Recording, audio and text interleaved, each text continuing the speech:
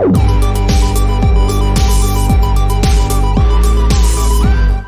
is the Refuge Project. Welcome to the Refuge Project. The Refuge Project is a place that we can have meaningful conversation in a safe place. I am your host, Pastor David, and I got the band EUCALYPTION. You don't gotta learn how to say it, bro. I can't even pronounce my kids' names. That's true. Much less these three names y'all put together. Yeah, I guess so.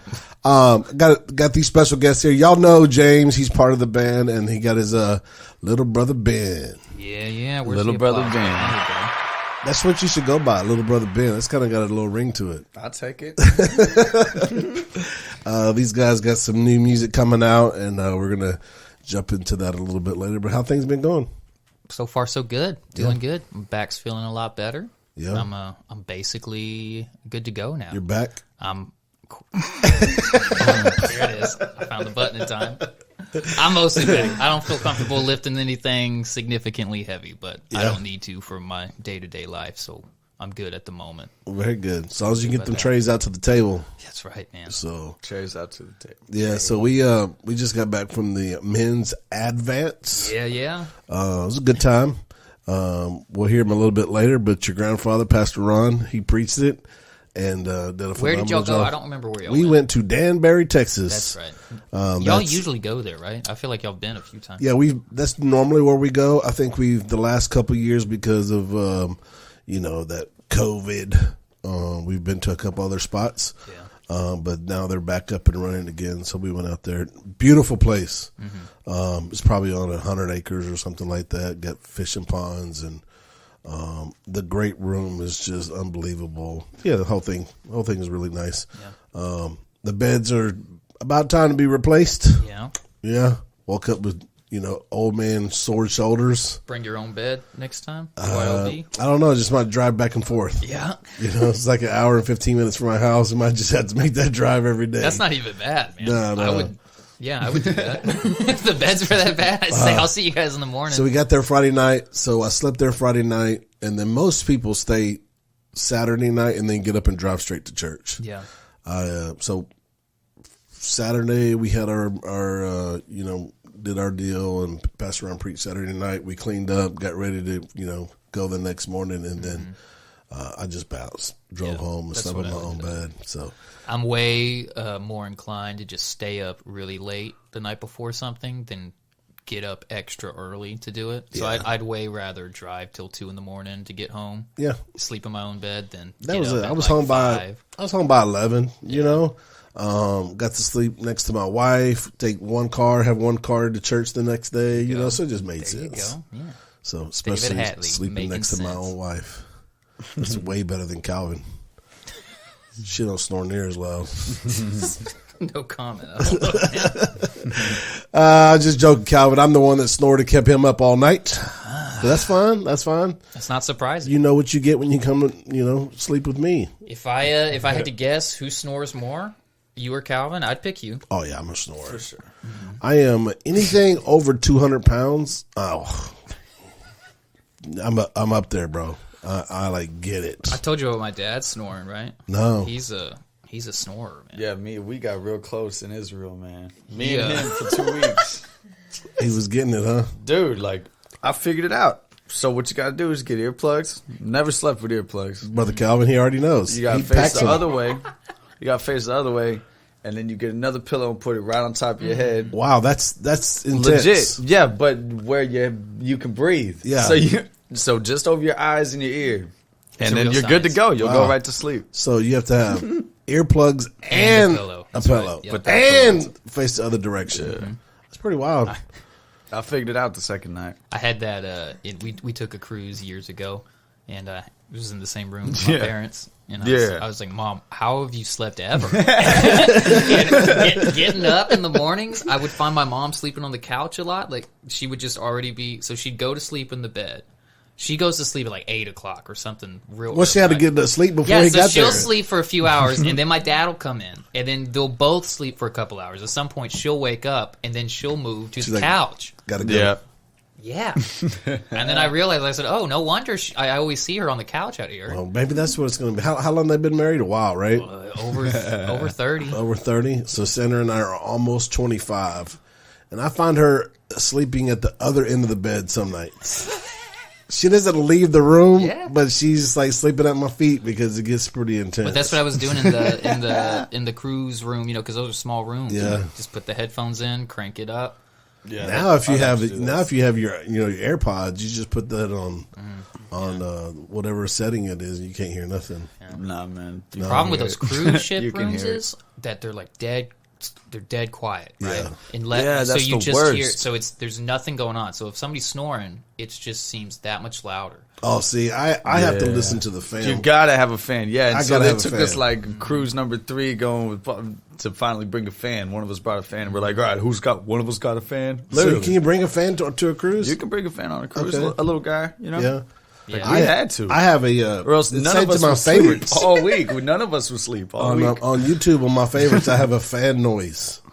And Yeah. if I travel, I have to have that bad boy on. Just You ever listen to that? What do they call that? The ASMR stuff? Is that what it? Dude, did I'm I sick get of the those right letters? ads. There were so many ads does I that never mean? downloaded. What- It's the am I people- missing here? It's the people they'll take like paintbrush. They get on the mic like this, oh no. and they'll like brush the mic with with different stuff. Oh, okay. All yeah. that weird stuff. Yeah. And the videos will be like 3 hours long, and the people are just like on the Really? microphone. Just making noises and stuff. Yeah, and people are super into it. Really. And I There's some think weird people out there, bro. I can't get into that. You got that right. That's weird. Yeah. Yeah, I don't know about. I all mean, that. there's a lot of worse things you could be into than Yeah. listening to a paintbrush on a microphone. like signing up for fans only to watch women's feet. yeah, Yeah, that's up there. but I don't know the paintbrush thing, and they'll get the wrappers and People pay for that stuff. That's what I don't understand. Like, what's wrong with these people? What do they miss out in their life? yeah, it's not normal. No. No. It's not funny. But hey, Again, it's not the worst thing in the world. we had this debate. What, Sunday? Was it Sunday we had this debate, or maybe last Sunday we had this debate about fans only and feet? Oh yeah. And the debate was First off, it's OnlyFans. You just need to know that. 'Cause if you OnlyFans. keep saying it backwards, you're gonna sound that much older and listen. This out of this is the. my- I this was is- just like, he's What's probably the- doing it on purpose. This is my way to throw the scent that I don't have an account. Yeah, which is okay. Like, I'm like, you're either like bad liar. Oh man. So it's OnlyFans. OnlyFans. Okay, OnlyFans. So we had this debate in the sound booth a couple Sundays ago, I think, that is it prostitution to have a fans only OnlyFans Here it goes. OnlyFans account for feet, or I guess prostitution is really not the best way to describe it, but I guess it is. Like, I don't think I was there for this debate. I would have remembered. Dude, the thing that's horrible is that there's girls that are just like, I can't pass this opportunity to send these feet pics to these guys and get racks. You know what I mean? These chicks are making like Racks. $20,000 a month Racks. by doing feet photos. Like what are like? I don't know if I'm gonna sound like a hater or if I'm jealous of this girl for making that much money just for a stupid picture. Well, of her if foot. you remember, But at the same time, that's about a stupid. year ago, on one of our features here, we talked about the girl that sold her farts. Yeah. It was like $2,000 a jar or something Yeah, like something that. like that. Yeah, she was making a lot of money, but she had those health issues though because she started eating all those beans. This isn't even a joke. It was The a doctor real- told her she had to quit because she was having. She had all these issues, and she went to the doctors like, "What's wrong with me?" And then it came out that she was eating obscene amounts of beans, Yeah. so that she could be gassy, so that she could make that money. That's the road you're going down. You start trying to sell Yeah. these feet pics. Yeah, next thing you know, you're going to have like bunions and stuff. Yeah, too much lotion. You can have, I don't know, man. I'm gonna say yes. It's definitely on that side. It's I'm gonna say definitely yes. on the the prostitution side. It's 'Cause not you are the right word. At the end of the day, it is on. that There's a more planet. accurate word out there that I can't think So of. what about and I'm just asking these questions. I'm not leaning on the side. But what about these girls that are doing like fashion for, the local clothing store? What's the difference? What do you mean, like modeling shirts? Modeling and the stuff? shirts and stuff. What's the difference between that and selling pictures of your feet? Yeah. Your feet are naked? Yeah, James. No, okay, look. Your feet are naked. Those people on there asking for the feet pics. We all know what they're doing with the feet pics. That okay? was the thing that We was got brought it? up. And not to say a lot of these models out there, people aren't doing the same thing with those photos. That's what I said. But if you're just wearing like your normal dress for the Kohl's photo shoot or whatever, I think that's totally different than being a Victoria's Angel out there in your lingerie. You know what I mean? Mm-hmm. Yeah. Like we know what's going on here. What do we? Right. I agree. That's what but I was just trying to figure this thing out because Sandra has beautiful feet. Yeah. I didn't know if I just needed to go in business or not. It's up to you, man. Do you want to make that money or not? I don't want to be a stumbling block or the whole daggum ladder. You know what I'm saying? Yeah. Yeah. So okay, but if you want to take it even further, it's the same thing that guys do it too. Just posting on Instagram. Felt cute today. Yeah. Get that phone at just the right angle down there. and with she that worked 4 shirt hours to get cute, so she could feel cute. These stupid gym pictures with these guys out there. Oh, got to get that pump or whatever. Dude, what are you doing? A thong on? We know what you're doing. What I mean? That's just a modern day bathroom mirror picture. Yeah. Like, I know what you're doing out there. You're doing the same thing. You're just not getting paid for it because you're a sucker. But you're just as bad as these people out here making money that people like to, complain about. Yeah. That's it's some interesting days, right? Mm-hmm. Some interesting times we're going through where people are buying farts. I've never taken a gym photo. No? Or a video of me. You've never flexed on anybody and took a picture? There's no why would I? There's no reason. Flex for me. Let me take dude, you. The only reason I can't, dude. I'll be a stumbling block. Only reason anybody would know for me. how disrespectfully ripped James is, like, James is so disrespectfully ripped. Like, if he shaved, Zac Efron would be proud of this guy.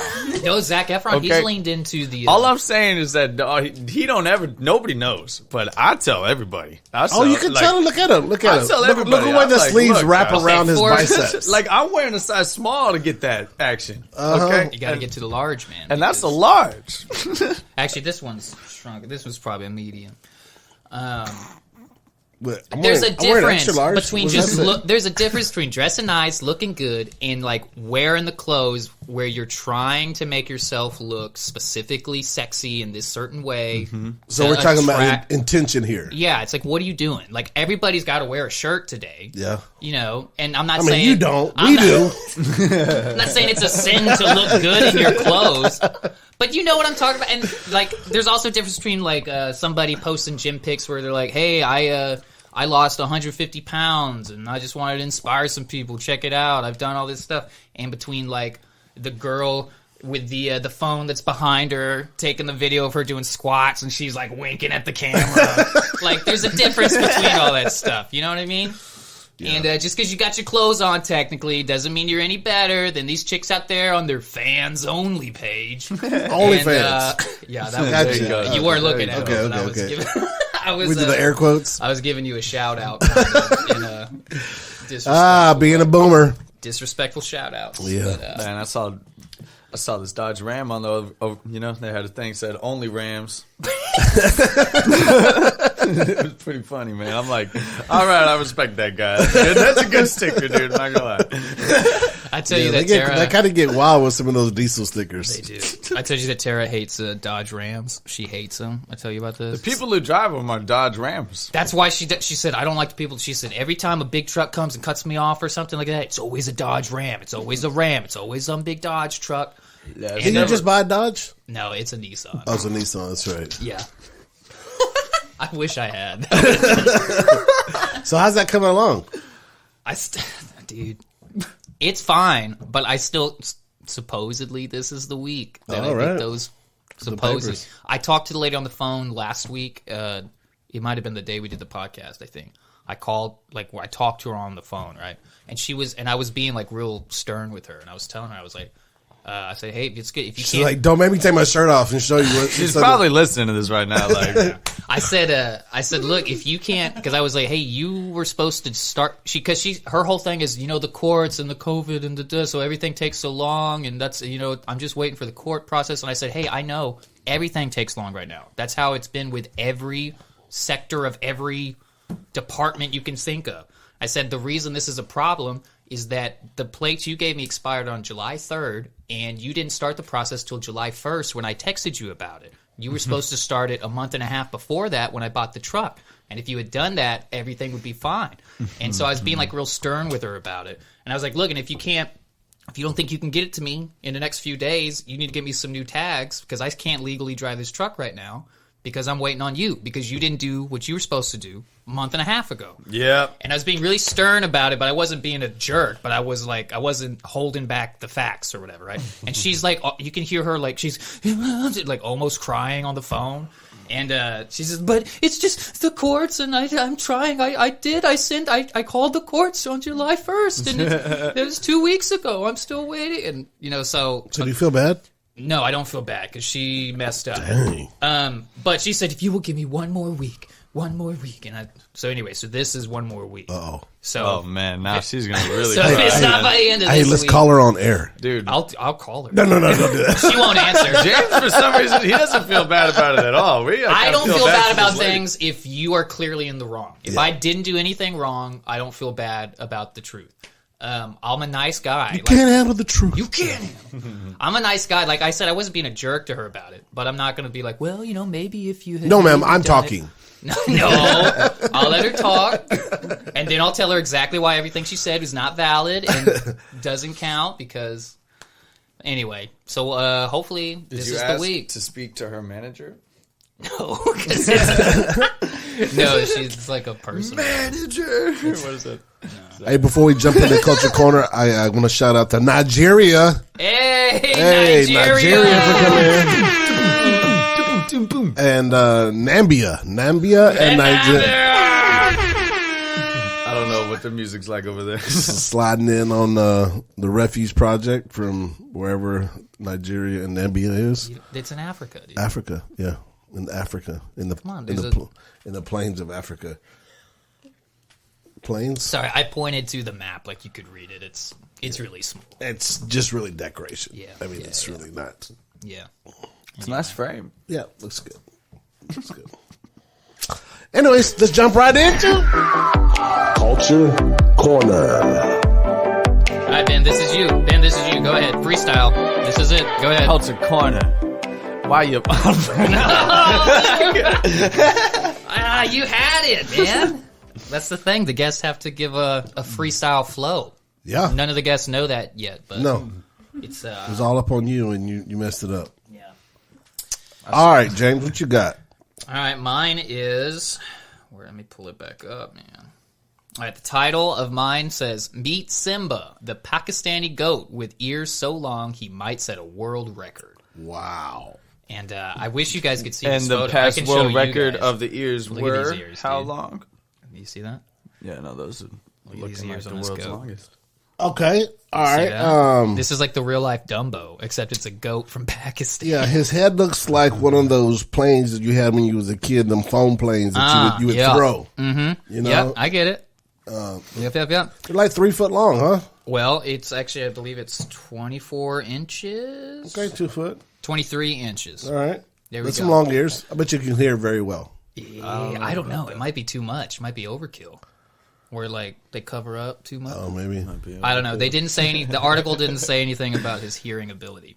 Anyway, this goat was just born on June 4th, and so the owner has like become a celebrity now because he's got this goat with these huge ears. He sent a like an application thing into the Guinness World Records for goat with longest ears, and they said that's not a category. But they're sending out a guy right now to like check out the goat. So there's categories? How big is Yeah. the book these days, man? Dude, I know. They're always adding new stuff, worlds, Like, whatever. When I remember, like, it was this year, then the next year it was right there, then the next year it was Well, a little because bit they're bigger, goats and with 2 foot long ears. yeah, you know Come what I mean? along. So, like, Yeah, by dude. this, the last time I saw a book 10 years ago, like, If we kept going, that Yeah, it's going to have to go digital. Yeah, there's no way. Yeah, that's true. The People magazine said that they wanted to name the GOAT the greatest of all time GOAT. Let's be a Democrat. People magazine's picking it up. The GOAT. The goat. Greatest. So what's his name? The goat. No, his name is the greatest of all time. I'm just joking, Democrats. They named him Simba after, Simba from The Lion King. A lot of people apparently have offered to buy this goat for like obscene amount of money. And the guy said he's not interested in selling the goat. Dummy. Yeah, he's a dummy. But he's got all this I guess fame from it, and I guess he's thinking he's going to make some money off of it in the future. Yeah, I mean, have you seen the goat? I mean, if you goats look at only the they don't even stay around very long, right? What's the average age of a goat? We used to have one. Well, it depends. If you're are you going to eat them pretty soon, or are they No, we're talking about life to death. Not hungry people. You're just talking about like a wild goat, Yeah, which I don't even think exists anymore. No, we're talking. All right, I'll Google it. I'm going to guess. Man. Go ahead, give me your guess. I want to say 15, 16. 13 years. James, right. 15 to 16. You already looked it up? 15 to 18 years. We need her on our podcast. I was going to say like 8. I was definitely going to say like 8. 18 years? No, yeah, 8. 15 to 18 years. Wow, 15 to 18 years. Okay, can you look up? I'd be tired of that already. I'm trying to get rid of kids after 15, 18 but look, years. people eat specifically baby goats. Like that's a whole category of meat. I can't remember what the technical term is. So no, y'all know I like the Mexican culture, right? Yeah, you do. I do. Well, the thing in the Mexican culture is to go get a baby goat, and then you take it to the backyard and you let the kids play with it all day, and then that night you slaughter it and you eat it. For real. It's like the play with it all day thing is so much. Because it's probably the cutest. I thought you're not supposed to play with your food. No, they don't do that in Mexico. No, man. They take that to a whole nother level. They said not only can you play with it, we encourage you to play with the goat. You get 12 hours with it. I'm sorry. Is that funny? I don't know. It made me laugh. I'm sorry. That's pretty good. Anyway, there's a goat out there named Simba. It's He's funny got as long as you're not the 2 foot long goat. ears.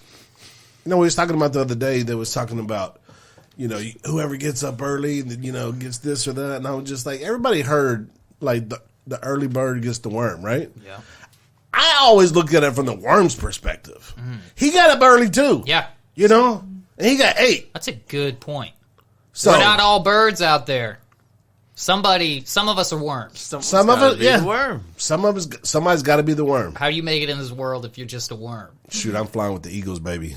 Well, shoot, man, I don't think the worm in that that metaphor right there is actually a living thing. I think I get the good hot coffee. I don't think this is technically a living worm in the metaphor. I think that's just so. The worm's not a person. The worm in the metaphor is like a reward. Still sounds like a lot of people I know. Hey, no.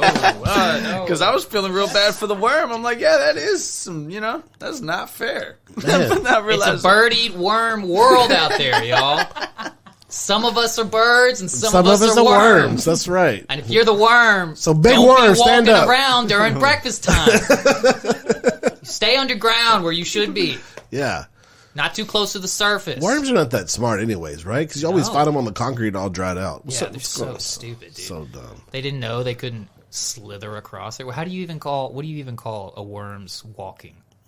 It's not walking. Yeah. What do they call it? Inching. Inching. Oh, that's true. That would be it for an inchworm. Yeah. Nice. You got the inching. Inching. I think I learned that elementary. That's pretty smart. That was a long time ago, bro. Because caterpillars inch too, right? Inchworms. Inchworms. Where's this podcast going today? It's really tough to say. I'm sorry. I don't think anybody's made it this far. All right, so there's a dilemma in the world, or at least in the United States right now. So last week we talked about Europe catching fire, basically. It's like 110 out there. Nobody's got air conditioner. Right. Like 6,000 people are dying or something like that. Well, in America, places like Lake Mead is empty, which is like one of the lakes that are very popular that people travel from all over the United States to go visit. The Colorado River basically is the one that's drying up. And so that also feeds into the Hoover Dam, which supplies, if you didn't know, and if you've never been to the Hoover Dam, it also supplies Mexico water. Mexico was in on the Hoover Dam back in the day. They actually paid some of the... Because the river eventually flows all the way down. It flows all the way down, so they were in it. So now that they're finding out, like, okay, we're running out of water in the United States and going down to Mexico. And so what ranchers are doing right now, there's pictures on the internet of ranchers they're lining up and selling their whole flocks of everything. Flocks, I don't know what they call. What do they call, like... Flocks is birds. Flocks is a bird, okay. Herd. Herds. There we go. Herds of goats. Sheep, goats, cattle. Ghost playtime. And like most of the time, ranchers would sell the newborn, and they would keep their breeders.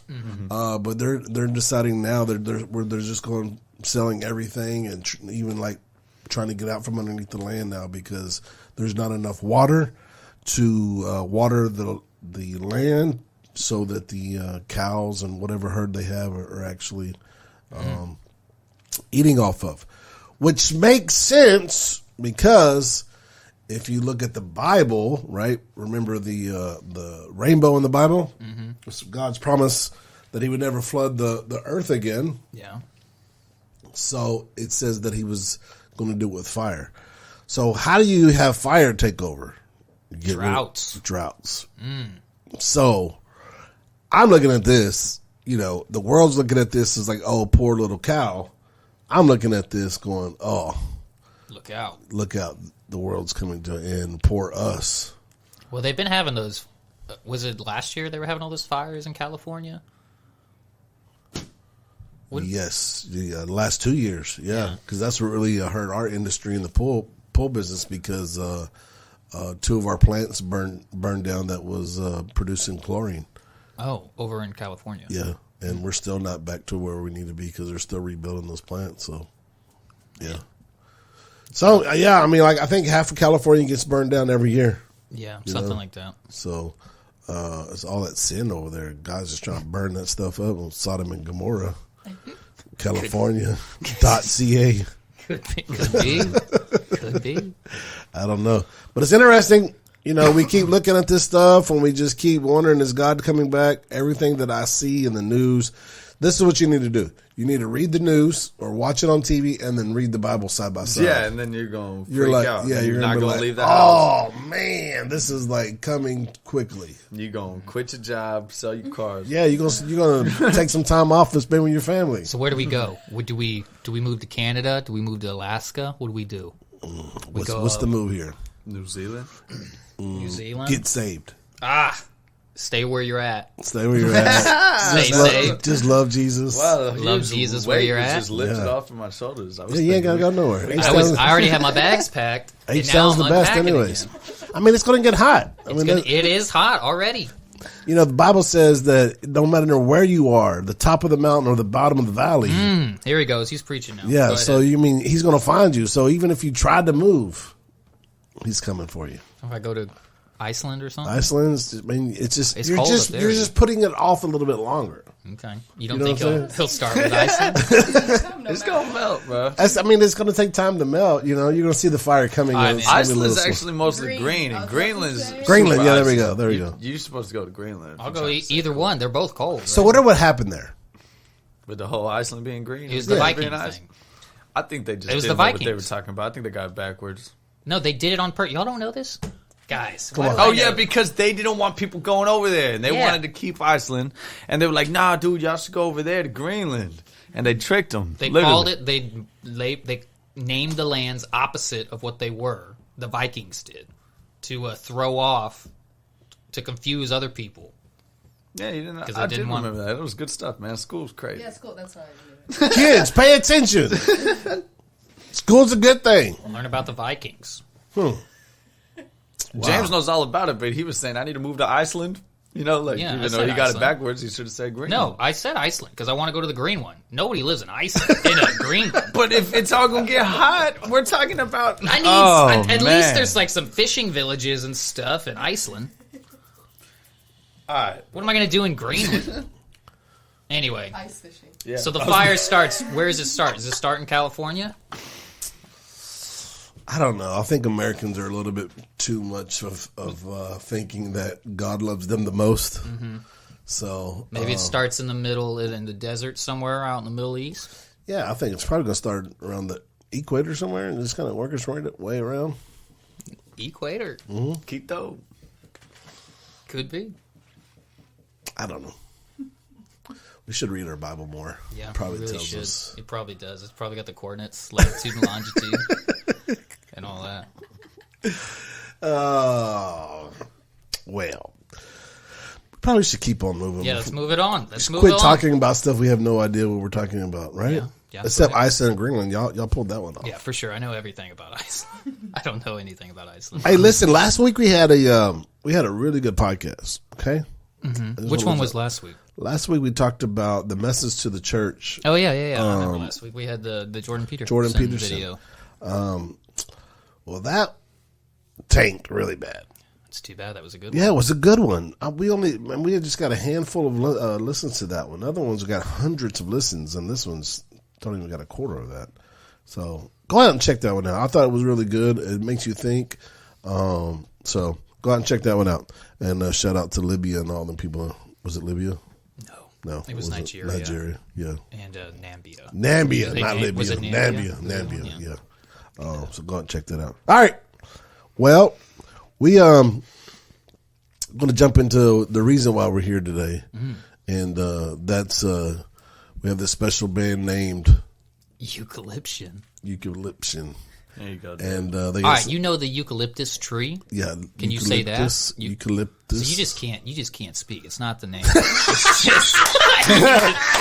I was gonna say.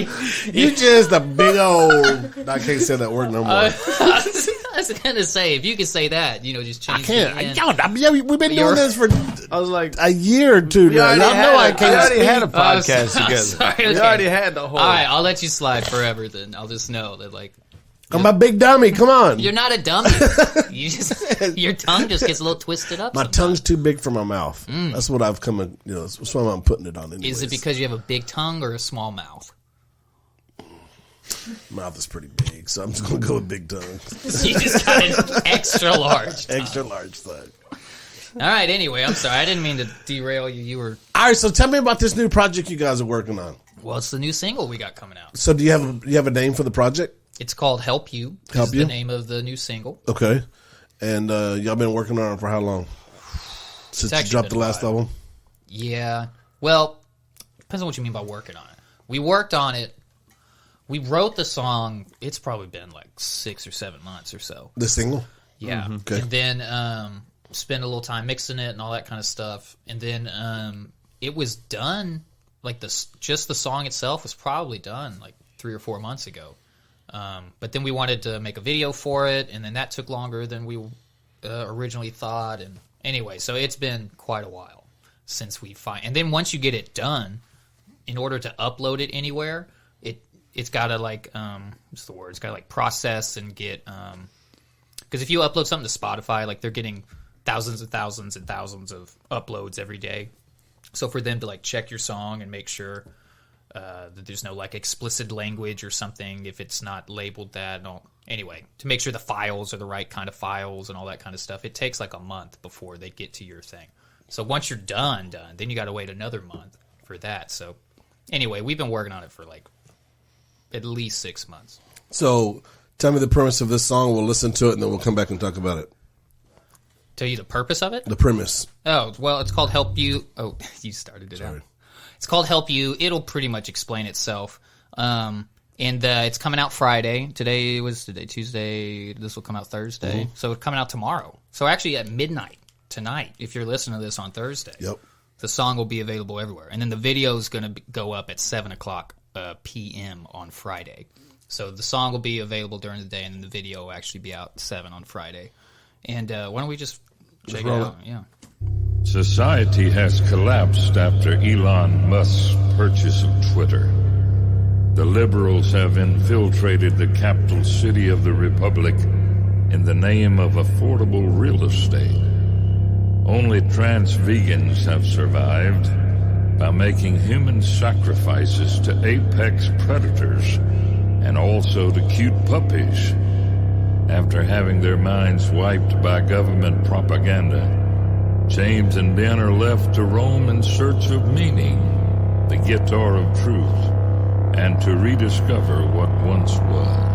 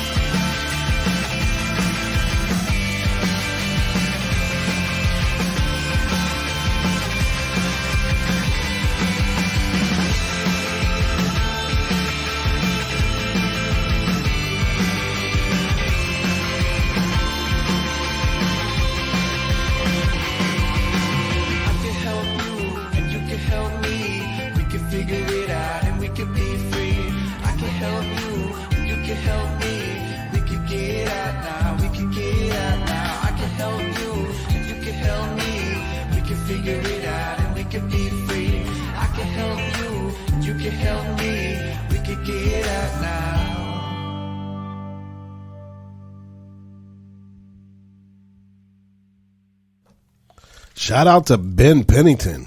Yeah, that guy, he's the best. Benny P, baby. I mean, just a great job. He's the guy that did the video. Yeah, he's the guy that did the video. The video's pretty cool, man. It's got a lot of cool stuff in it. Just knowing from somebody that's done videos and been through the process of a lot of those things, it's that's not the easiest thing that he crushed it on. Yeah, he did. He helps us out with basically all of our videos, and each one just gets better and better. And I need to go back and listen to the song again because I was focused in on the video, which that makes means it it's a good video. Yeah, because most of the time you're listening to the music. So tell me a little bit about the project. Where you guys had? Oh, before we go there, you never know what sound's going to come out when you hit play, right? Like y'all have just this unique style of music, kind of whatever feels good to you at the time, and y'all put it out. So where did this come from? Was this something, Ben, that you wrote, and you kind of had the idea of where it was going, and then y'all put it together? The past two songs, I don't know. I've had these past two songs. We just got done recording another one that's actually better than this one. It just happens every time we write a song. It's better than the last one. But the past two, I just had the guitar parts come through in my head, and I've just had these songs in my head for a minute. and then we finally had time, instead of to write music, we had time during the practice to write music, so then we put the songs together finally. But James comes through with the lyrics on the chorus, and then I kind of like get the vibe. I'm like, that's exactly what I was going for. But yeah, so this is one where Ben had like the guitar riff and the bass line came to me. We put a beat on it or whatever, and then we kind of put the structure of the song together. And yeah, this one I wrote my verse and the chorus, and Ben wrote his verse, and yeah, it came out pretty good, man. So this is where Pastor Caesar would ask, so did you have the idea of the lyrics first, or did you come up with the... So this one was the guitar riff first. Yeah, right. He came I up with always that. write the guitar riff. I never write my lyrics first ever, dude. I don't know. Yeah. But see, I like to get the vibe first. Since Yeah. I'm not a melodic instrument guy for the most part, I'll write down lyrics like to a rhythm, just all the time. Whenever I have a thought that I'm like, I should remember that. No, dude, it works out all the time. So yeah, so he'll come to me with a chord progression or something he's been messing with, and then I just go to my notes on my phone and scroll through till I find a lyric that I think works, and then I tweak it if I got to. But sometimes it's just like a sentence or two, and then other times it's a whole paragraph and a half, or so it just depends. But yeah, it was pretty cool. So where did y'all come up with the idea to start doing some of that reggae sound? Like, as a couple white dudes from Houston, like, is that was that like something that you kind of like thought about, like, how is this going to be accepted because of, you know, what you guys look like and what you're trying to put out there? Or you didn't care, you just like... Yeah, I mean, we're we gonna don't record. care, man. That's just been the vibe since day one. I've wanted to... That's always been like my top kind of genre. Not super Rasta, you know what I mean? But I like the vibe, you know? Yeah, if you took that song to some, like... Mainly just the positiveness in it, you know what I mean? Yeah, I mean, if you played that song to somebody who plays, like, legitimate classic reggae music, they're like, this isn't reggae music. Right. You know, it's not the same. But we do use some of those elements. It's way more... Because I'm a rock kid at heart. Right. Grew up listening to different types of rock. That was what kind of... Different types of rock is what got me into music. Was listening to, like... I started listening to... I've talked about this before, where growing up, we were only allowed to listen to Christian music. So as a kid, I thought I didn't like music because my only exposure to music was... you could listen to KSBJ, which I wasn't into. My dad did choir music, so like everybody did choir, and I wasn't super pumped on choir music. So it was KSBJ, choir music. That was like it. And then, you know, you'd hear all the whatever pop hits were happening at the time. You'd hear those when you go to school or whatever, but I didn't like have any of it on a CD or whatever. And most of the pop stuff that was really popular, it was like Soulja Boy stuff Crank that. I don't know, whatever Lady Gaga song was happening at the time, and I was just like, well, this is kind of stupid. So in my head, I didn't like music until like 7th or 8th grade. I ran into an old Reliant K CD somehow, and they were like a quote unquote Christian band, so I could listen to it, and I was like, this is so much fun. Like, why can't all the music be like this? And then right after that, which if you don't know Reliant K, they're an old like kind of pop punk kind of a thing. Every guitar player had Christian guitar player had one of their stickers on their case. Yeah, for sure. Man. Yeah. And they always had like witty lyrics and stuff too. So I was like, this is so much more interesting than like whatever. Yeah, but it was good Chris music. Tomlin It was corny. song. It's corny, good music. I mean, if at the time it wasn't very corny. You know what I mean? But also especially for Christian music. Yeah. Again, sure. I was listening. My alternative was like Chris Tomlin on KSBJ or whatever. So it was that. And then I think in like 8th grade, I think Salvador showed our older brother Mute Math, which is like our favorite band. For sure, it's my favorite band. And they're kind of their own thing, and they're more like alternative rock, but they use lots of electronic stuff, and their drummer's really great. He's like my favorite drummer. So then when I heard Mute Math, because they're not really a Christian band, but they kind of started off like kind of half in that world, and it was enough to where I was allowed to listen to it, basically. Right, yeah. And not so me. My dad snapped my CDs in half. he snapped the Mute Math CD? Yeah, dude. That's funny. Garrett burned one, and then I was listening to it on my CD in the back seat. And Dad said, "Give me the CD." And he gets it. He's like, "What are you listening to?" Puts it in, and he turns it on. Just right up to the first line, puts it out, snaps it.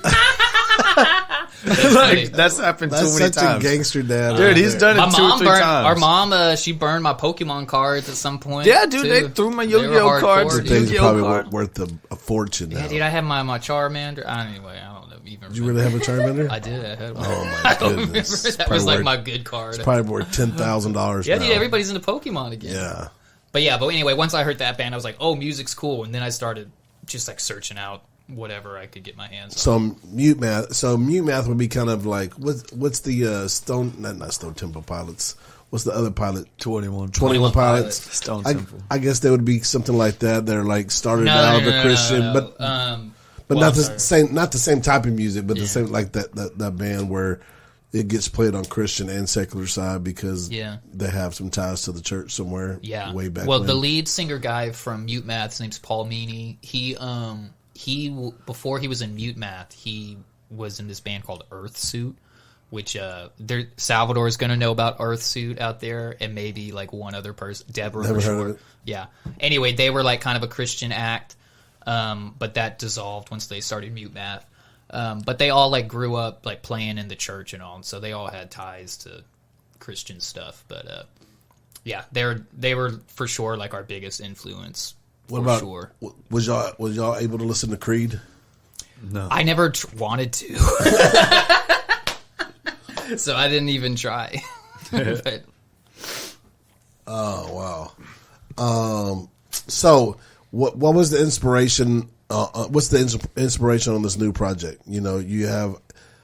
Is there like a certain goal or direction that you're going, or do you guys just do whatever feels good at the time? I mean, we just kind of go whatever the current inspiration that we're feeling. That's what the song comes out. So we didn't have a specific goal for it. We just, he had a riff that he liked. I had some lyrics I liked, and we just kind of put it all together and put it into something that we got excited about. What about the project overall, the whole album? Is there a direction you're going on that? Well, this one's just a single. Yeah. We haven't decided what we're going to do as far as albums next yet, but I know we've got a couple more singles in mind that we've been working on. The last handful of songs we've kind of written, I feel like they're all kind of in the same vibe. Yeah, like They're Blessings definitely and in the same vibe and structure of songs and the vibe of songs. They all kind of sound similar. They're not kind of just over here and over there and over there. Yeah, they're not as diverse as some of our other stuff. So are y'all finding yourself kind of finding that sound? I mean, I guess so. I don't know. I mean, we are at the moment, but like I said, You know we've what I mean? listened to Two albums from here, we gonna switch it up. we listen to so much stuff that we have so many different influences that it's like. I don't think we could. You know what I mean? I'm not gonna make another album that sounds like the last album. But it'll It's always gonna be the same band. it'll always though. sound like EUCALYPTION, whatever that is. It'll be have- obvious. Yeah, it'll have that, which to me is, I know I'm sounding pretentious or whatever, but whatever.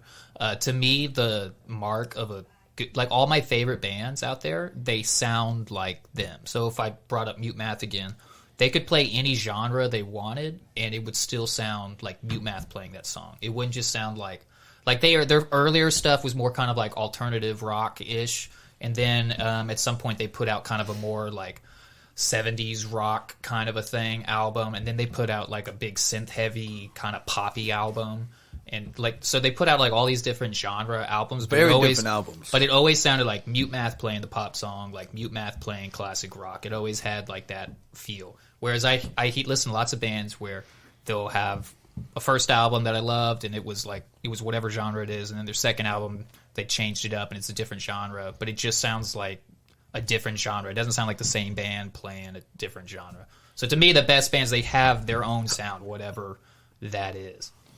Yeah, and I have a hard time with it because when I find an artist and I hear their music, I'm like, that's why I listen to them. Mm-hmm.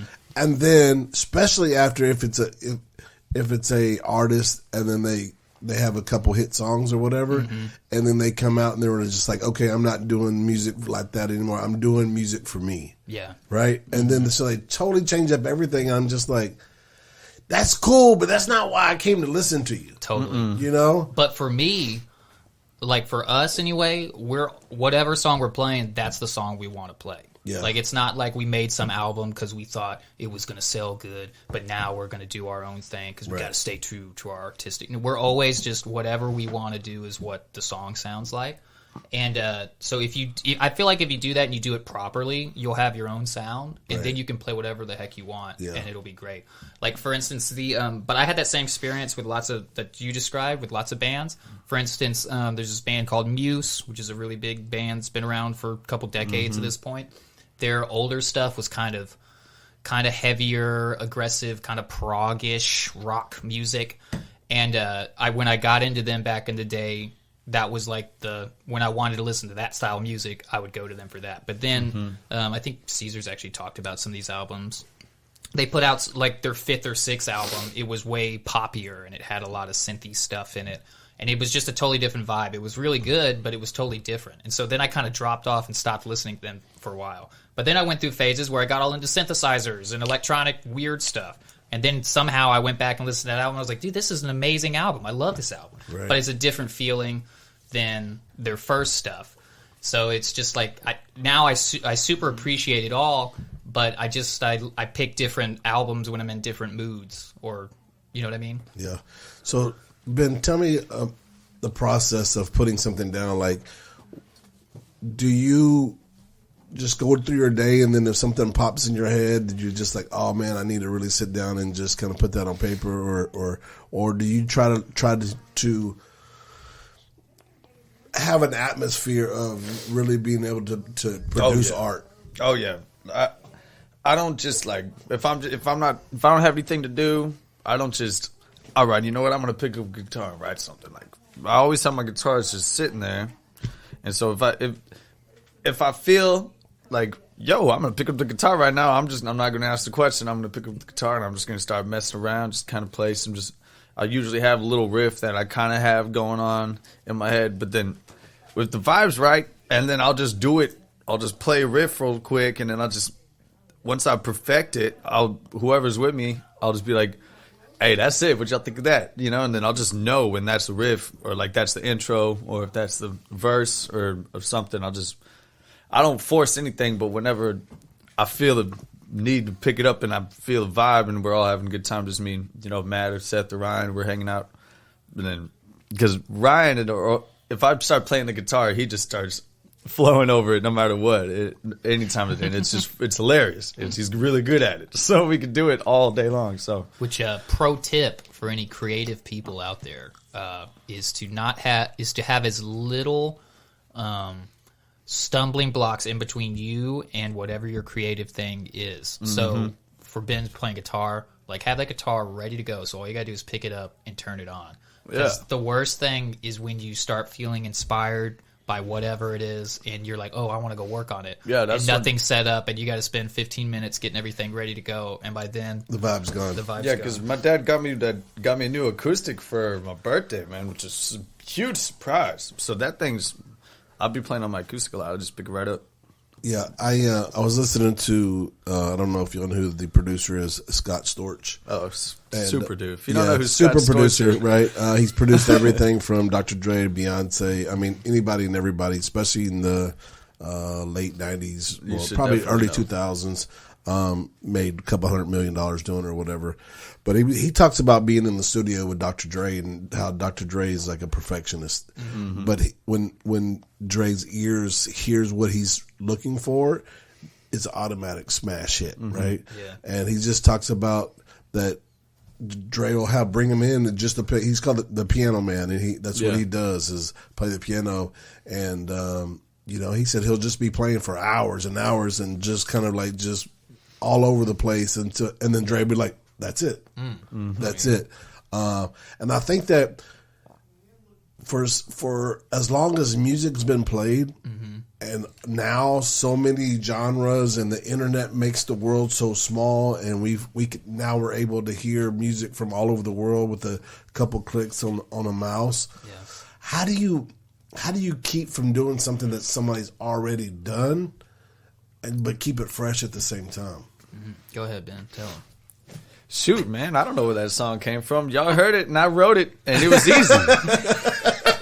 right, and the next one that we just done recording is better than the last one, and I don't know where it came from, but I wrote it, and it was easy, and that's what I was supposed to be writing. And that's a fire song. The next one's fire. Because you hear and I don't think about it. You hear comedians that say they don't listen to other comedians because they don't want to. Yeah. They don't want to copy them. Dude, I'm the opposite. I will listen. I think I said it when my mom was here. If I have an idea for a song or in a general style that I want it to be, I'll listen to stuff that's in that style to get my gears turning in the, alternative rock style or the hip hop style or whatever.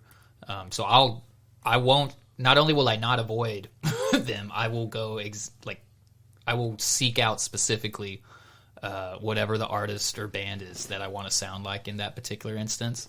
But I mean, I feel like the better you are at your instrument or whatever, or your singing or whatever your creative thing is, the more you end up sounding like yourself. And so when you do seek out these influences, that's what they are. They're influences, and you're not copying.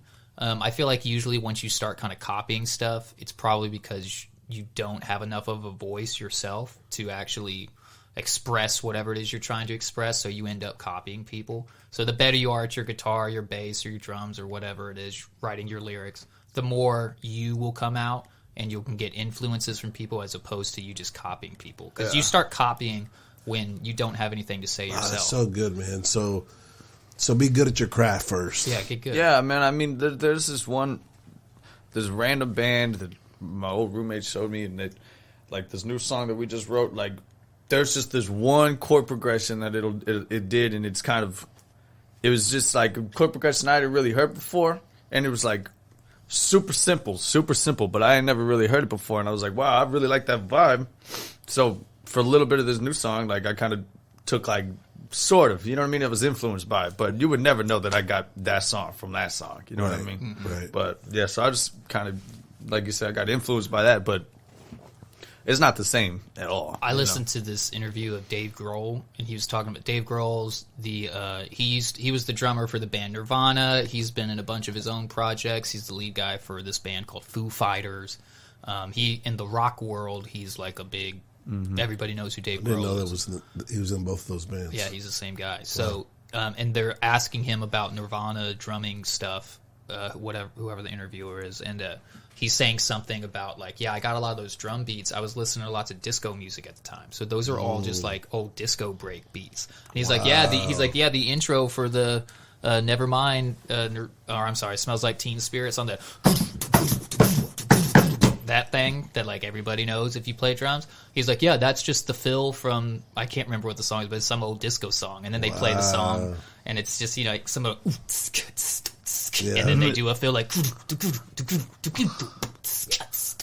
and he's just and the guy's just like, I can't believe that's the same thing. Yeah, but like he said, you would never notice it. But he got super influenced by that. But he had his own style that you didn't even realize that was such a similar thing there.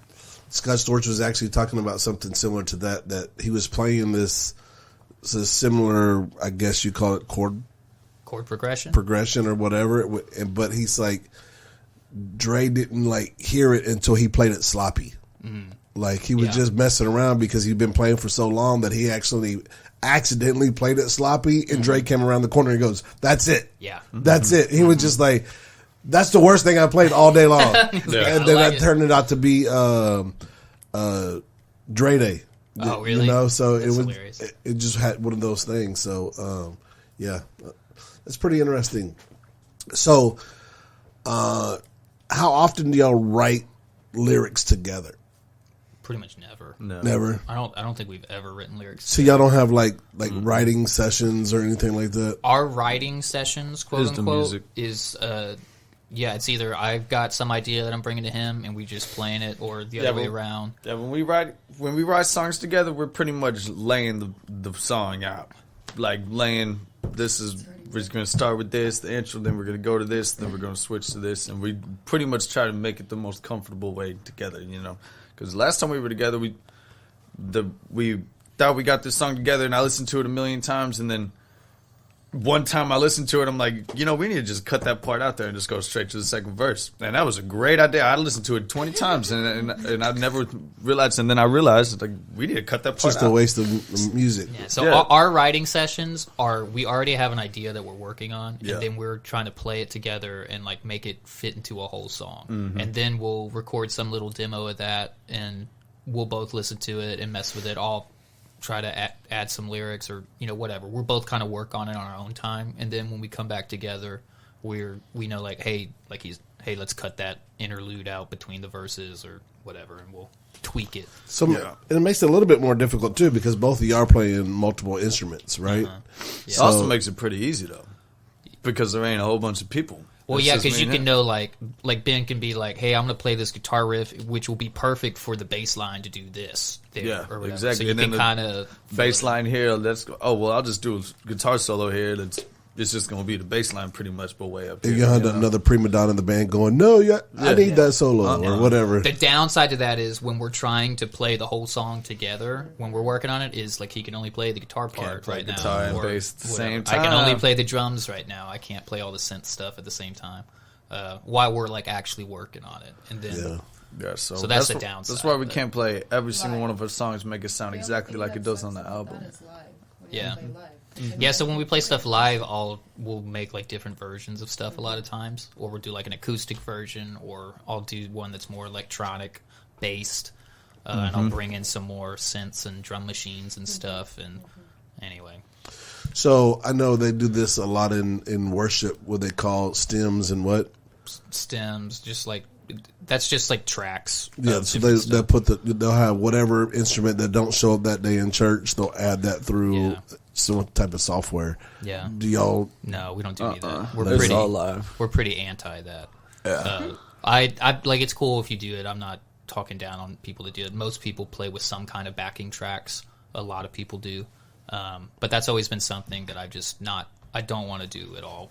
Ben doesn't want to do it. We don't want to do it.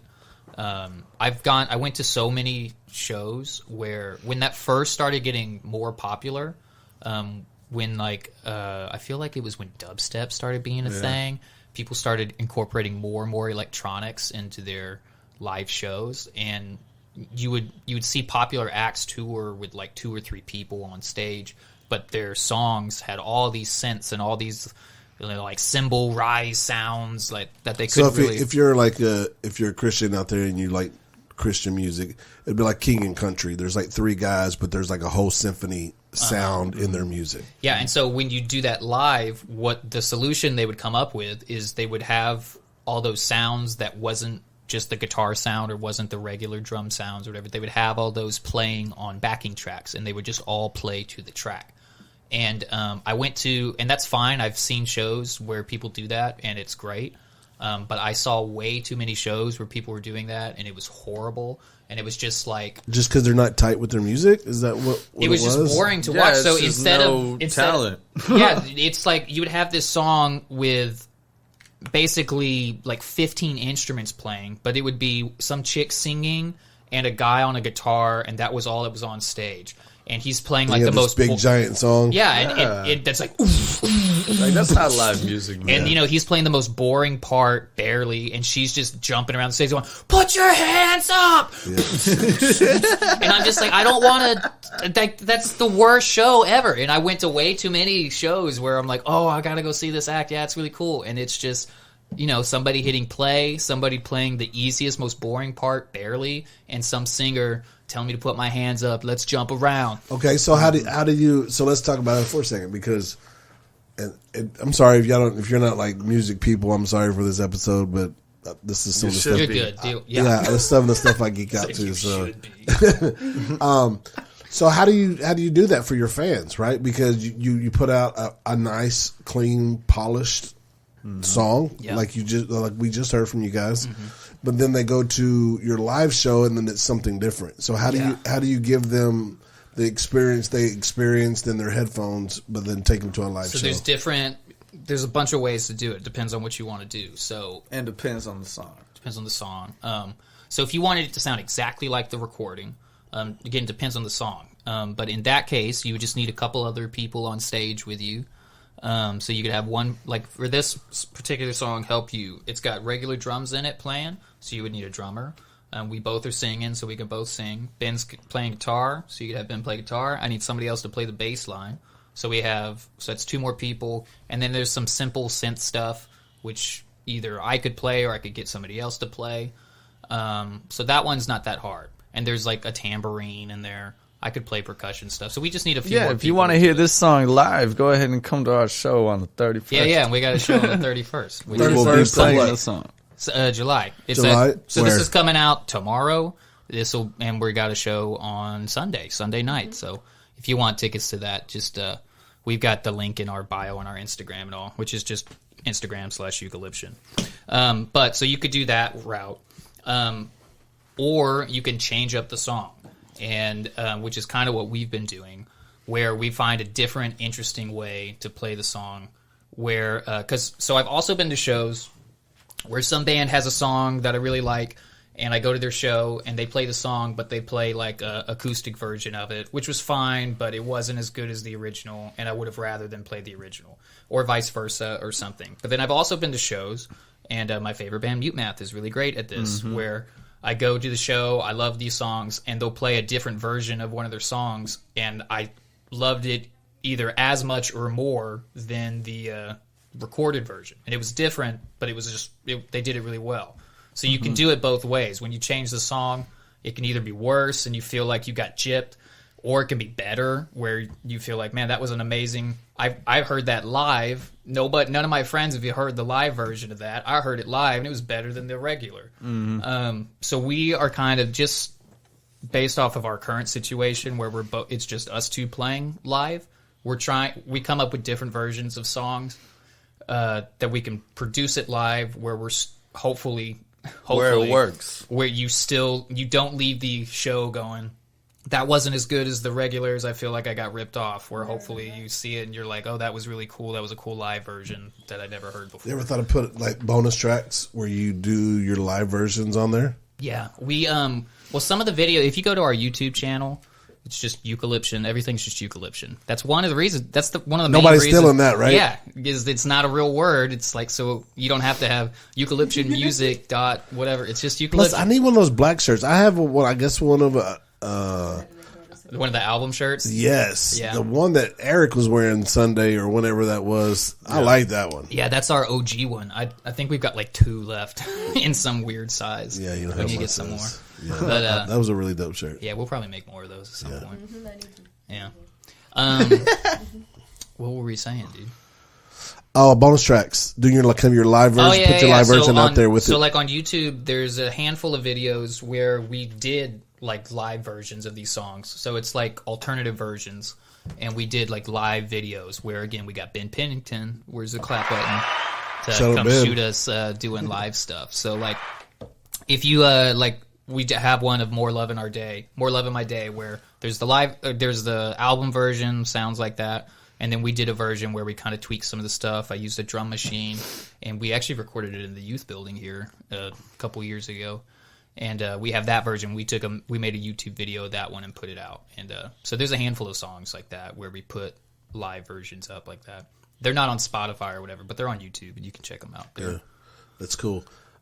So do you have other people that you trust that you let listen to your music? I know this is we've kind of talked about this a little bit, because you don't want to take your art and then have somebody judge your art, but at the same time you're kind of, and it works both ways, right? Because you're kind of at a disadvantage, because a lot of bands have 4, 5, 6 people, and so 4 or 5, 6 of really good creative people, but with you guys you only have 2. Right. So how do y'all kind of really balance that out, or you just really don't care, like this is what we want to do and that's how we're going to do it?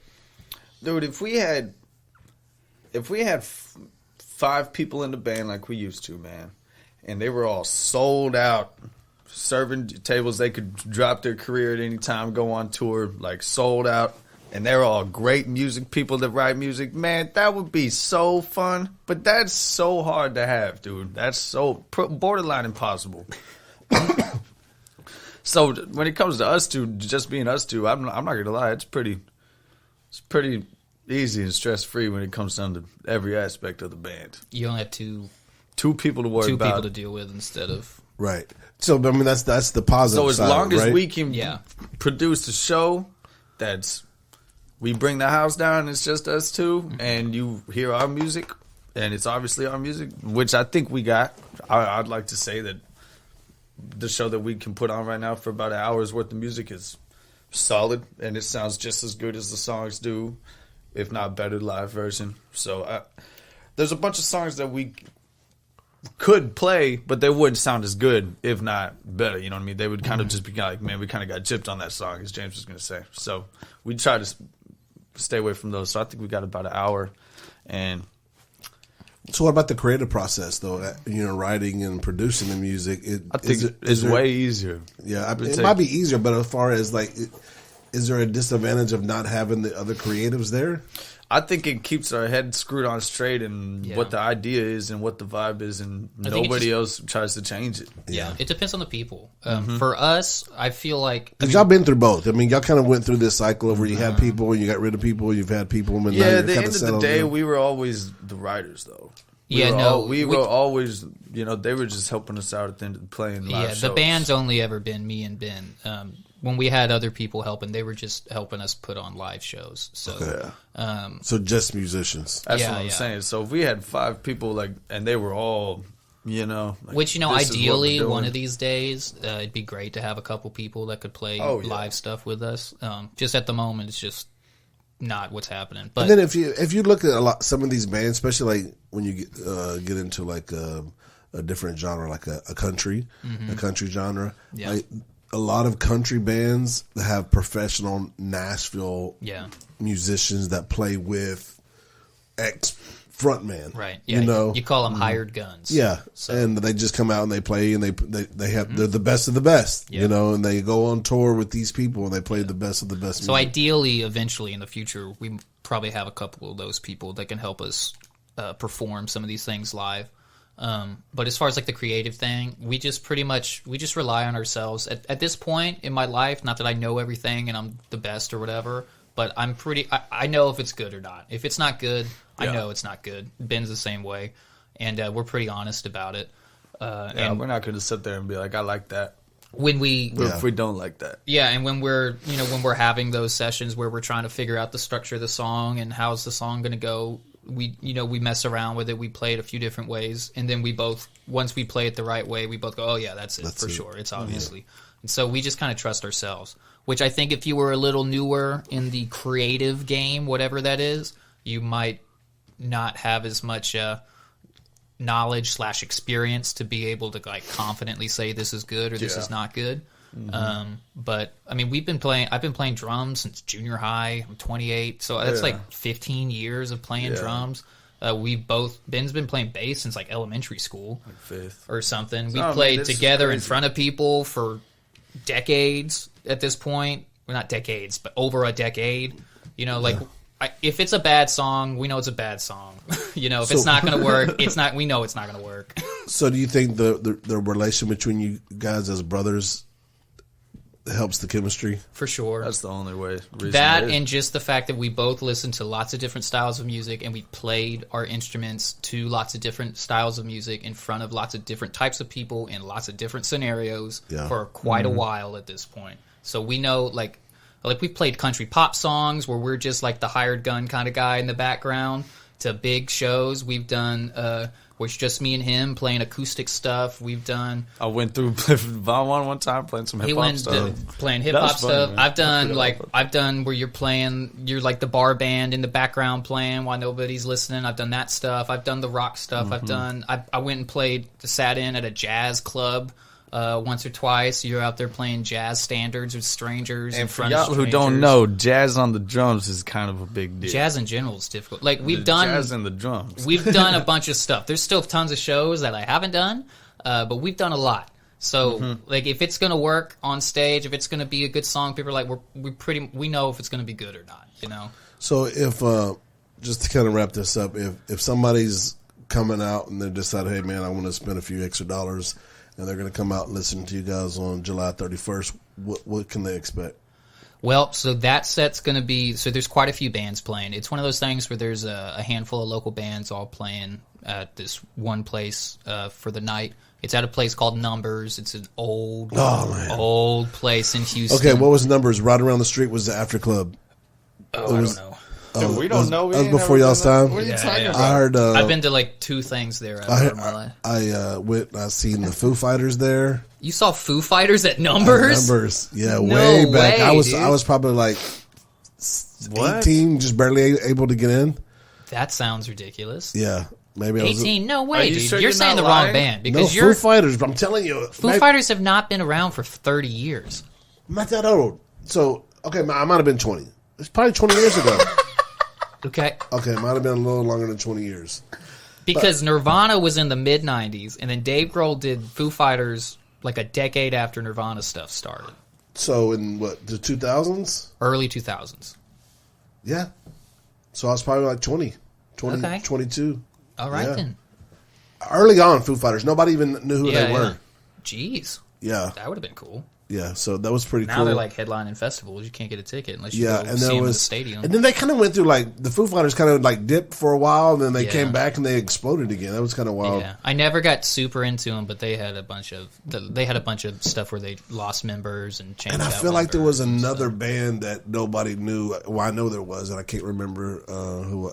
Anyways, Numbers. Yeah, it's Numbers been around for forever. Yeah. I did an internship at some gig there where I was helping with sound and several years ago. But anyway, so we're gonna play. I think we're supposed to play like 30 minutes or something like that.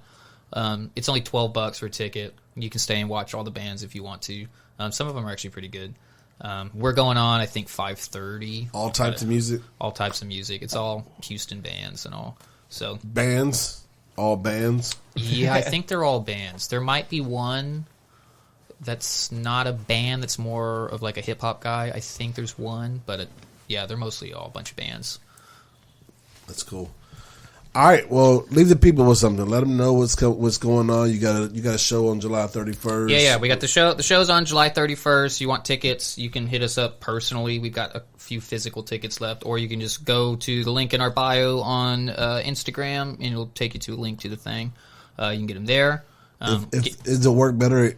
Does it help you guys out if they come get a ticket from you? It doesn't matter either way. If you go online and buy a ticket, it'll ask you like who you buying a ticket for. Okay. Just select EUCALYPTION, and that'll make us look better. Yep. But yeah, $12 if you want to do that. The song comes out Friday, so tomorrow at midnight tonight, I guess. And then the video will be up 7 o'clock tonight. You can check the video out. All the links and everything, all in our bio. Got one of those link tree things, which is pretty useful, it turns out. So, website? Website, eucalyption.com. And then all the Eucalyptions. But mostly what you want to Set it. do, if you want to stay up to date, just go follow us on Instagram. Or Is that where you're the most active? That's where we're most active. Very We got cool. kicked off of Facebook, dude. What I don't happened? know. Just at some point, I got some message that said like I tried to log in or something, and it was like a message that said it's inactive. If you want to appeal something.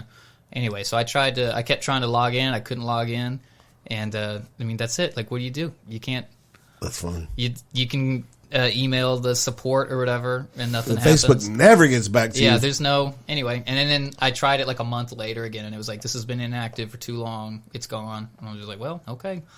Wow. So anyway, we don't have a Facebook account anymore, which is Well- part of the reason we didn't want to start with Facebook in the first place. Dang, I just pulled a David. Whoa. You heard that? Been doing pretty good. I'm not I know. belching on the microphone lately.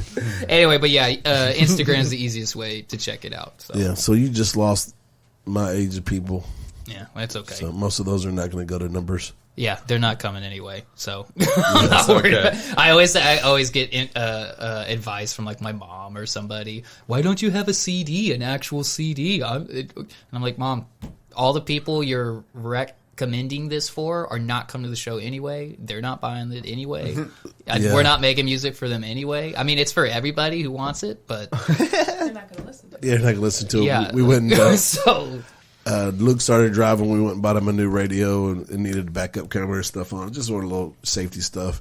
And the guy was just like, so do you want a CD player? I'm like, so y'all still sell them? Yeah, Like, I mean, I've still got a bunch of CDs. I use like twice a year whenever my radio goes out, and then I'm driving somewhere, there's no internet, so I'll pull out a I CD. ran across my CD book. I probably got a couple hundred CDs in it. And I was just like, wow.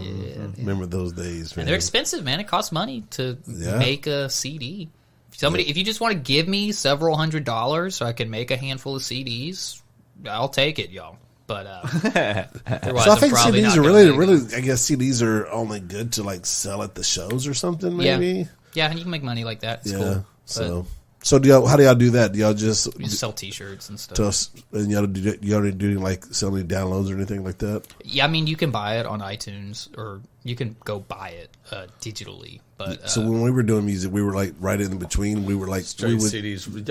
we would sell CDs, but then we're also pushing the MP3, the thumb drives. Yeah, yeah. So you I've could seen a lot just- of people do that. Too. Yeah, so But I mean, most people, if you're going to listen to it, you're just going to go stream it somewhere. For 90+% of the people, they're going to go listen to it on Spotify or wherever. So whatever. that's go how fuck we get it. our music now. All right, well that does it. Appreciate you guys coming by, and we love you.